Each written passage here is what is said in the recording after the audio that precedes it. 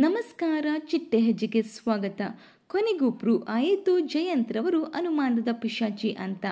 ಹೌದು, ಈ ಮೊದಲು ಸಿಸಿಟಿವಿ ಮೂಲಕ ಜಾನುವಿನ ಚಲನವಲನಗಳನ್ನು ಗಮನಿಸುತ್ತಿದ್ದ ಜಯಂತ್ ರವರನ್ನು ನೋಡಿದ ವೀಕ್ಷಕರು ಜಯಂತ್ ರವರಿಗೆ ಜಾನುವಿನ ಮೇಲೆ ಅನುಮಾನ ಜಾಸ್ತಿ ಇರಬಹುದಾ ಅಂತ ಅಂದಾಜಿಸಿದರು.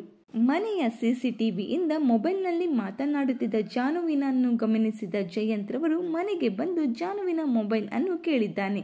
ಜಾನು ಏಕೆ ಅಂತ ಪ್ರಶ್ನಿಸಿದ್ದಕ್ಕೆ ಜಯಂತ್ ಮೊಬೈಲ್ ಆರೋಗ್ಯಕ್ಕೆ ಒಳ್ಳೆಯದಲ್ಲ, ನಮ್ಮ ಪ್ರೈವಸಿಗೆ ತೊಂದರೆ ಆಗುತ್ತೆ ಅಂತ ಮೊಬೈಲ್ ಅನ್ನು ರೂಮಿಂದ ಹೊರಗೆ ತೆಗೆದುಕೊಂಡು ಹೋಗುತ್ತಾನೆ. ಅಲ್ಲಿ ಜಾನುವಿನ ಮೊಬೈಲ್ ಅನ್ನು ಚೆಕ್ ಮಾಡುತ್ತಾನೆ. ಜಾನು ಅಮ್ಮನ ಹತ್ತಿರ ಇಷ್ಟು ಹೊತ್ತು ಮಾತನಾಡ್ತಾರ ಅಂತ ಜಯಂತ್ ರವರಿಗೆ ಶಾಕ್ ಆಗುತ್ತೆ. ಇದರಿಂದ ಗೊತ್ತಾಗುತ್ತೆ ಮುಂದಿನ ದಿನಗಳಲ್ಲಿ ಜಯಂತ್ ರವರು ಆಫೀಸ್ಗೆ ಹೋಗುವಾಗ ಜಾನುವಿನ ಮೊಬೈಲ್ ಅನ್ನು ತೆಗೆದುಕೊಂಡು ಹೋಗುವ ಸಾಧ್ಯತೆ ಇದೆ. ಈ ಕುರಿತು ನಿಮ್ಮ ಅನಿಸಿಕೆಗಳನ್ನು ಕಮೆಂಟ್ ಮೂಲಕ ತಿಳಿಸಿ.